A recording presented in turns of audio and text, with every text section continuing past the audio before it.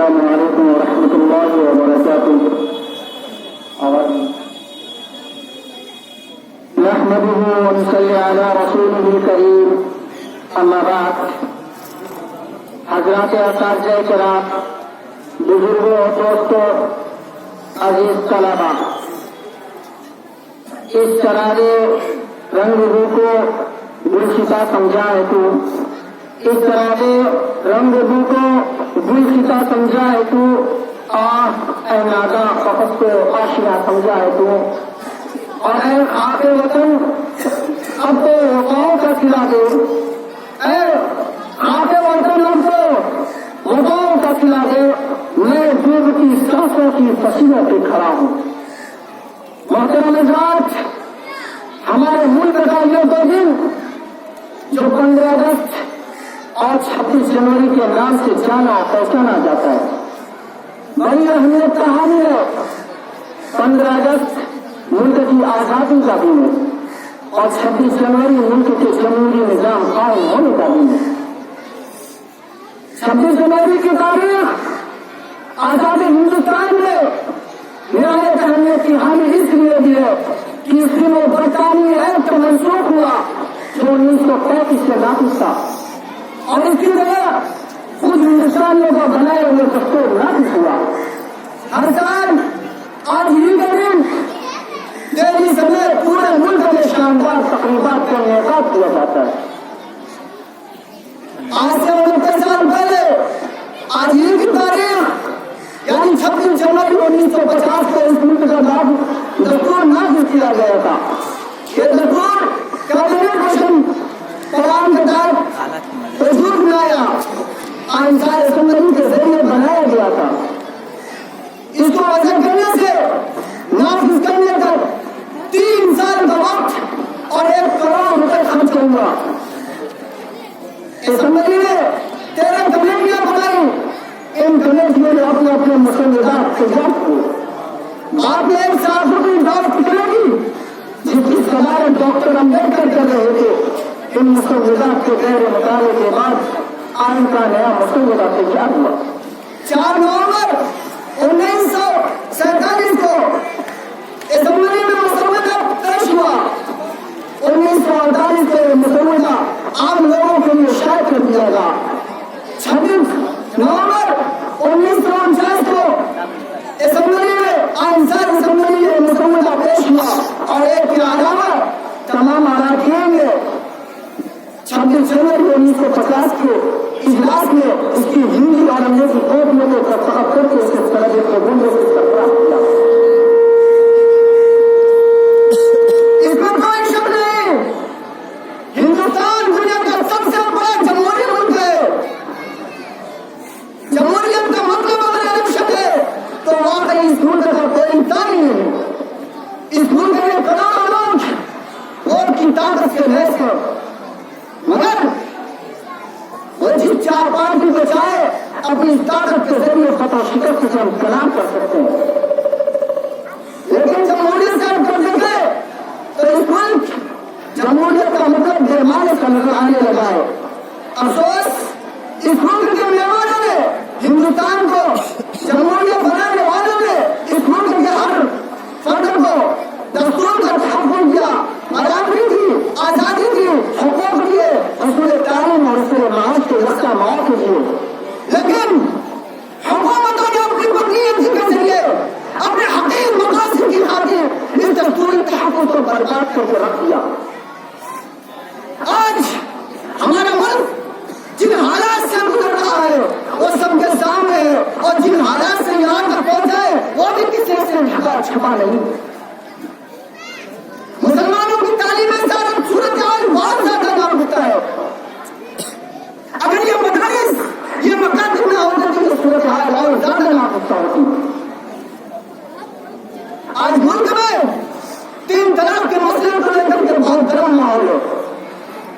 मुल्क की मुख्तलिफ अदालतें 3 तलाक के खिलाफ अपनी राय जाहिर कर चुकी है, लेकिन हुकूमत की नीयत है कि वो किसी तरह 3 तलाक के कानून को अदालत आलिया के जरिए खत्म कर दे, जबकि इसका ताल्लुक मुस्लिम पसमानदा से 25 के करते थे अपने मजहब पर अमल करने की आजादी मिली हुई है।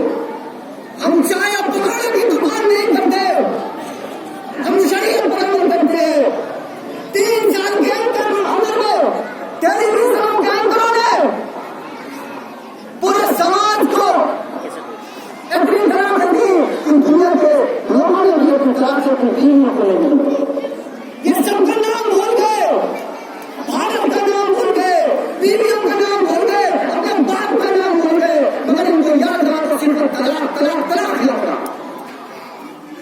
अरे इस्लाम की एक बात का ये मामला है तो पूरी इस्लाम पेश कर दे तो तुम अपनी जिंदगियों को भूल जाओगे। हम नबी की सुन्नत पर जीना भी जानते और नबी की सुन्नत पर मरना भी जानते। मैं क्या कहना चाहता हूँ कि दुनिया की हुकूमत बदलती है, कायनात का खुदा नहीं बदलता। ये आपके हजारों 500 का नोट नहीं कि 12 बजे रात के बाद से चले से बाहर हो जाए।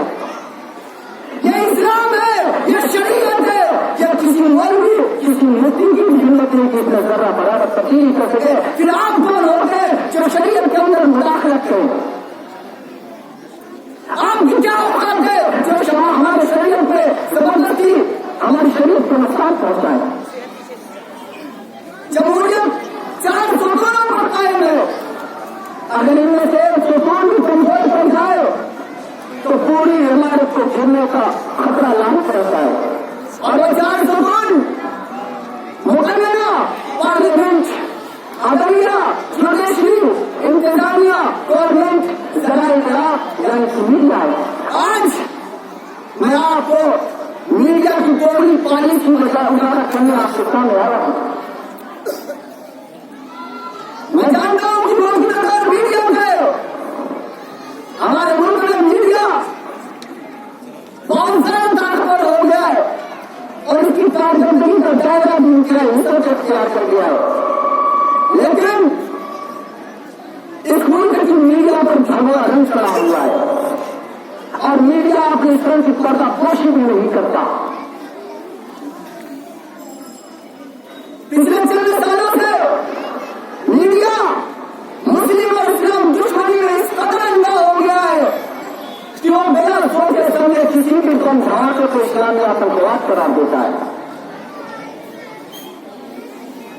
और इस मामले की इस कदर तशहीर करता है कि पूरा मुल्क ईमान में रखता है जो मीडिया उन्हें सिखलाता है। खबरों अदालतों से बाईस बड़ी जोड़ हो गए हो जिन्हें मीडिया ने मुजरिम करार दिया था। अफसोस तो इस बात का कि मीडिया अपनी इस हरकत से कभी पश्चिमानी भी नहीं होता। यह इस्लाम का भी हकीकत है कि हिंदुस्तानी मीडिया मुसलमानों और उनके मजहब के हवाले से कभी मुस्बत खबरें कायम नहीं करता। तरह के सवालों के मुताबिक हिंदुस्तानी मीडिया ने शरीयत इस्लामी पर जिस कदर की जरूर उठाया, मीडिया की तारीख में उसकी नसीब नहीं होती। मुल्क के हालात में फिरका फलस्तीन का दर्द भरने की कोशिश जिस कदर मीडिया ने की, किसी ने नहीं की। मैं जानता हूं कि मौजूदा दौर मीडिया का है, मगर मीडिया को भी यह बात मान लेनी चाहिए कि माशरे को गिराने और सामने की जिम्मेदारी मीडिया पर है। वो चाहे तो इसे हमें सलामती के रास्ते पर चला सके और चाहे तो इसे सिर्फ और फसाद के रास्ते पर हमवार कर दे।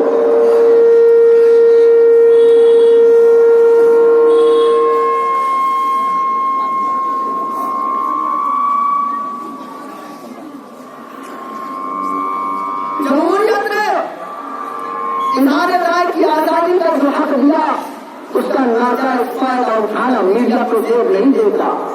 मीडिया को अपनी जिम्मेदारी समझनी चाहिए, उसे नीति के साथ अपने फर्ज अदा करने चाहिए। और आखिर में मैं ये कहता हुआ चलूं कि फजा नहीं है अभी खुल के बात करने की, फजा नहीं है अभी खुल के बात करने की। बदल है जमानों को हम इशारों से, बदल है जमाने को हम इशारों से। और सुनेगा कौन? मेरे दामानी की अफसान है।